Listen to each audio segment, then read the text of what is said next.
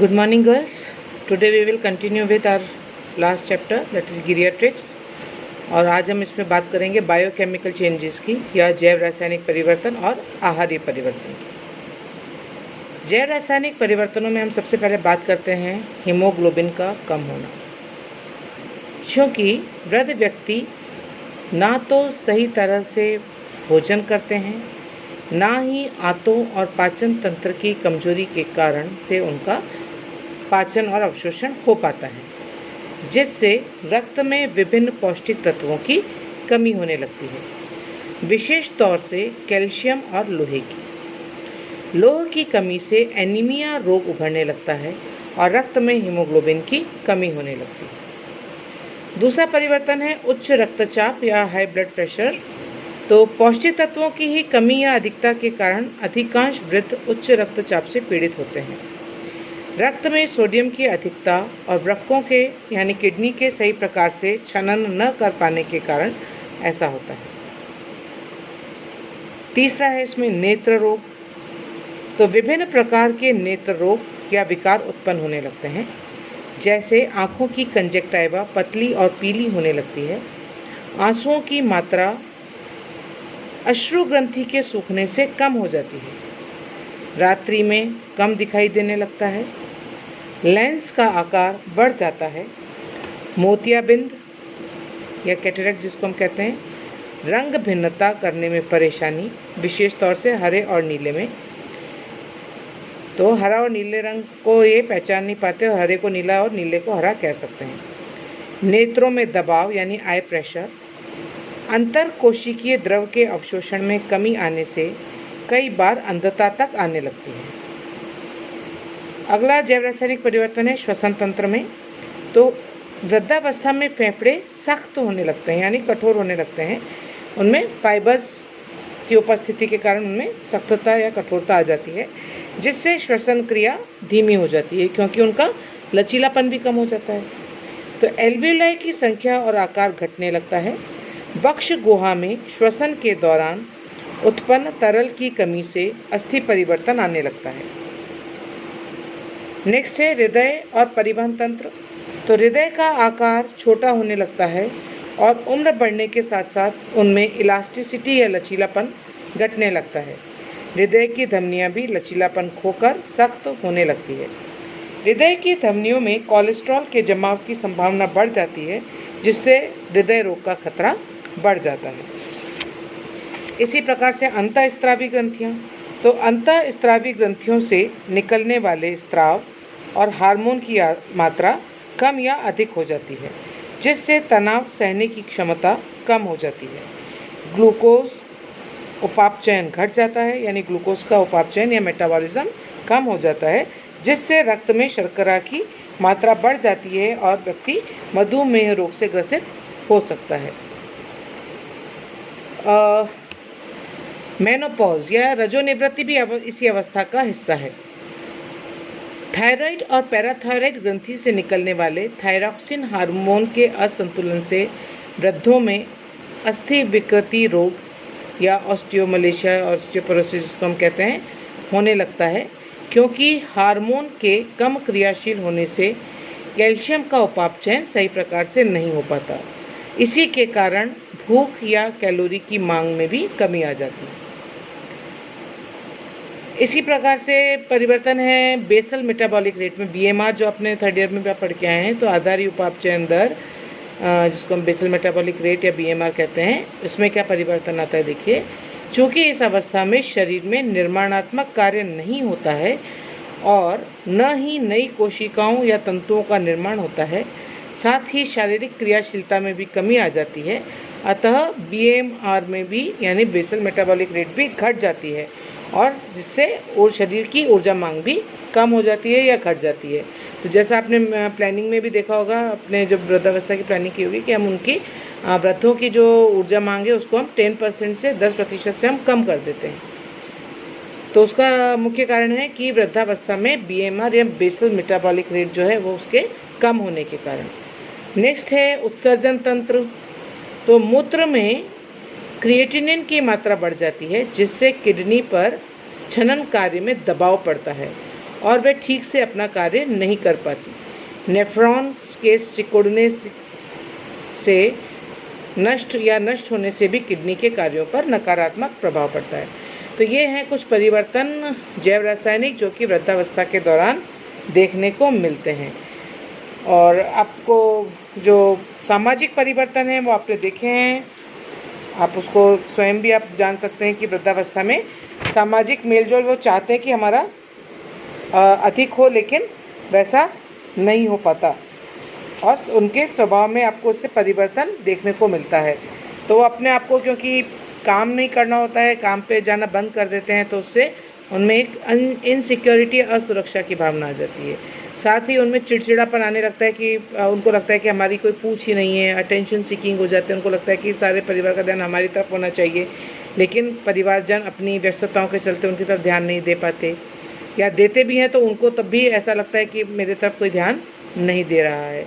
इसी प्रकार से उनमें जिसको हम कहते हैं कि बुढ़ापा बचपन का पुनरागमन है, यानी बच्चों जैसे ज़िद उनमें आ जाती है कि उन्होंने जो भी कार्य कहा है उसको आप तुरंत पूरा करें, अन्यथा वे नाराज़ हो जाते हैं और अपने आप को उपेक्षित सा महसूस करते हैं।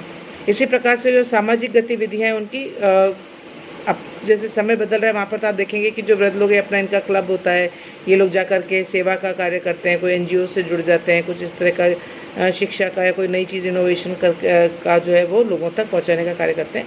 लेकिन अधिक अवस्था में जब वो अक्षम होने लगते हैं, जब वो आत्मनिर्भर नहीं रह पाते, तब उनमें इस तरह की जो है सिम्टम्स आपको देखने को मिलेंगे। तो अब हम बात करेंगे वृद्धावस्था में पौषणिक आवश्यकताओं और आहारीय प्रबंध। सबसे पहले हम बात करते हैं कैलोरी की, यानी ऊर्जा की। तो वृद्धावस्था में जैसा कि अपन ने अभी बात करी थी, तो वृद्धावस्था में बीएमआर या बेसल मेटाबॉलिक रेट के कम हो जाने से ऊर्जा की मांग घट जाती है। इस अवस्था में शारीरिक श्रम अधिक नहीं होता और आंतरिक ग्रंथियों की क्रियाशीलता में भी कमी हो जाती है। ऊर्जा का उपयोग भी ज़्यादा नहीं होता, अतः कैलोरी की मात्रा को कम कर देना चाहिए। वृद्धावस्था में सामान्य प्रौढ़ से लगभग 20 से 25% कैलोरी कम कर देनी चाहिए। ICMR यानी Indian council of medical research के खाद्य विज्ञानियों ने वृद्ध महिला के लिए 1700 किलो कैलोरी प्रतिदिन ऊर्जा देने की प्रस्तावना की है। इसी प्रकार से वृद्ध पुरुषों के लिए 2050 किलो कैलोरी प्रतिदिन देने का प्रस्ताव दिया है। तो ये थी कैलोरी। दूसरी बात करते हैं हम सबसे इम्पॉर्टेंट प्रोटीन की। तो वृद्धावस्था में सामान्यतः निर्माणात्मक शारीरिक कार्य लगभग रुक से जाते हैं, किंतु शरीर में तंतुओं के टूट फूट की क्रिया अधिक हो जाती है और इस टूट फूट की मरम्मत हेतु आहार में प्रोटीन का पर्याप्त मात्रा में होना अति आवश्यक है। संपूर्ण प्रोटीन या प्राणिज प्रोटीन उत्तम रहता है। प्राणिज प्रोटीन का अर्थ ये नहीं है कि आप मीट मांस मच्छी खाएं। यहाँ पर अगर अंडा दे सकते हैं तो बहुत अच्छी बात है, अन्यथा दूध या दूध से बने पदार्थ जो कि वो भी प्राणिज प्रोटीन है, तो उसके ऊपर भी हम इनकी निर्भरता को बढ़ा सकते हैं। प्रोटीन की पूर्ति हेतु दूध, अंडा, दाल, सोयाबीन, मांस, मछली, दही आदि भोज्य पदार्थों को भोजन में सम्मिलित किया जाना चाहिए। दूध सर्वोत्तम आहार होता है क्योंकि इसमें प्रोटीन के अलावा calcium, phosphorus, vitamin A, vitamin D भी उपस्थित होते हैं। अतः वृद्धजनों को ये देते समय दोनों समय दूध अवश्य देना चाहिए। ICMR की प्रस्तावना अनुसार 1 ग्राम प्रोटीन प्रति किलो शारीरिक वजन के अनुरूप वृद्ध पुरुषों को 55 ग्राम प्रतिदिन और महिलाओं को लगभग 45 से 50 ग्राम प्रोटीन आवश्यक रूप से देना चाहिए। नेक्स्ट बात करते हैं हम वसा की, फैट की। तो वृद्धावस्था में वसायुक्त पदार्थों का प्रयोग कम किया जाना चाहिए क्योंकि एक तो इससे मोटापा बढ़ता है जो मधुमेह, उच्च रक्तचाप और हृदय रोग का कारण बन सकता है, और दूसरा इसके पाचन में भी समस्या हो सकती है। तो इसके प्रयोग से कोलेस्ट्रॉल की मात्रा बढ़ सकती है जिससे रक्त धमनी संबंधी रोग हो सकते हैं। पाचन क्रिया भी सही नहीं होती है क्योंकि वसा के पाचन में हम सब जानते हैं सबसे अधिक समय लगता है। पाचन तंत्र कमज़ोर होने से पाचक रसों का स्त्राव भी कम हो जाता है जिससे वमन या उल्टी या कब्ज की शिकायत होने लगती है। अगली बात हम करते हैं खनिज लवणों की। तो वृद्धावस्था में आमाशय से स्रावित होने वाले जठर रस की मात्रा कम हो जाती है, जिससे कैल्शियम और लोहे का यानी आयरन का अवशोषण कम हो जाता है और ये तत्व बगैर अवशोषित हुए शरीर से निष्कासित हो जाते हैं। अतः आहार में कैल्शियम की पर्याप्त मात्रा लगभग 500 मिलीग्राम प्रतिदिन दिया जाना प्रस्तावित है। ये जो आंकड़े हैं वो हैं हमारे ICMR के 1993 के अनुसार, क्योंकि हालांकि रिवाइज्ड डेटाज आ चुके हैं 2010 के भी, लेकिन हम ICMR के 93 के डेटा यहाँ पर हम सम्मिलित कर रहे हैं। तो उनके अनुसार 500 मिलीग्राम यानी आधा ग्राम कैल्शियम प्रतिदिन दिया जाना चाहिए और इसके लिए आहार में दूध, दही, छाछ, पनीर, हरी पत्तेदार सब्जियां, अनाज आदि भरपूर मात्रा में दिए जाने चाहिए। इसी प्रकार वृद्धावस्था में लौह तत्व यानी आयरन की कमी हो जाती है, जिससे अधिकांशतः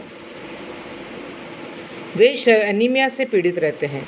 अतः लोह युक्त भोज्य पदार्थ भोजन में सम्मिलित किए जाने चाहिए। ICMR 1993 के अनुसार 20 मिलीग्राम प्रतिदिन वृद्ध पुरुषों के लिए और 30 मिलीग्राम प्रतिदिन वृद्ध महिलाओं को दिया जाना प्रस्तावित है। लोह युक्त पदार्थ में आपको मालूम है कि जितनी भी हरे पत्तेदार सब्जियां हैं, चुकंदर है ना, इन सब चीज़ों के अंदर आयरन बहुत अच्छी मात्रा में मिलता है। साबुत जितने अनाज हैं उनमें भी आपको कुछ मात्रा में आयरन मिल जाता है। बाजरे में भी आपको थोड़ा बहुत आयरन मिल जाता है। तो इन सब के लिए हमको अपने उनके आहार में थोड़ा सा पत्तेदार सब्जियों का समावेश हम करेंगे तो शायद हमारी आवश्यकता उसमें भी हम पूरी कर सकते हैं। इसके बाद बात आती है विटामिन्स की। तो वृद्धावस्था में व्यक्ति किसी न किसी विटामिन न्यूनता जनित रोगों का शिकार हो जाता है। अतः सभी विटामिन्स की पर्याप्त मात्रा युक्त भोजन में शामिल की जानी चाहिए, जैसे vitamin A, D, C, K और B समूह के सभी विटामिन। वृद्धावस्था में क्योंकि नेत्र और दृष्टि संबंधी समस्याएं सबसे अधिक होती है, अतः विटामिन A भी 750 माइक्रोग्राम प्रतिदिन वृद्धों को अवश्य दिया जाना चाहिए। विटामिन की पूर्ति हेतु हरी पत्तेदार सब्जियां, लाल पीले फल सब्जी, दूध, अंडा, मक्खन आदि का समावेश भोजन में किया जाना चाहिए। इसी प्रकार वृद्धावस्था में नाड़ी संस्थान के कमज़ोर हो जाने से वृद्धों के संवेदांग जो होते हैं, जितने भी जो सेंसरी ऑर्गन्स हैं जिनको हम इंद्रियां कहते हैं, उनकी कार्य प्रणाली जैसे श्रवण क्षमता, दृश्य क्षमता, घ्राण या सूंघने की क्षमता और स्वाद क्षमता कम हो जाती है। इनके सही संचालन के लिए विटामिन B समूह के सभी विटामिन्स का होना आवश्यक है। साबुत अनाज, मूंगफली, अंकुरित मूंग, चने, तिल आदि में विटामिन B पर्याप्त मात्रा में उपस्थित होता है। और यदि हम डिमांड की बात करें तो ICMR के अनुसार पुरुषों को थायमिन की जो मात्रा है, जिसको विटामिन B1 कहते हैं, वो 1.2 मिलीग्राम और महिला के लिए 1 मिलीग्राम इज़ इनफ। जहाँ B2 है जो कि राइबोफ्लेविन है, उसमें पुरुषों के लिए 1.3 और वृद्ध महिलाओं में again 1 milligram per day is enough.